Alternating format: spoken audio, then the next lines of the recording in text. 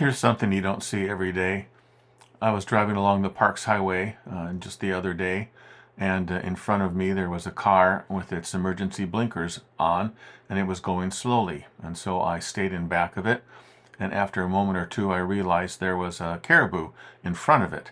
They were keeping a pretty good distance from the caribou, and the caribou was running down the road. It continued to run down the road at a pretty good clip for a mile or two. And no one else had come in back of us until this pickup truck came and blew by me. I had my emergency blinkers on. I honked my horn. It blew by the other car and then realized why we were going slowly with our emergency blinkers on. But it couldn't be bothered and eventually passed the caribou. I understand that. In any case, the caribou at that point abandoned the race, got off the road, and took off.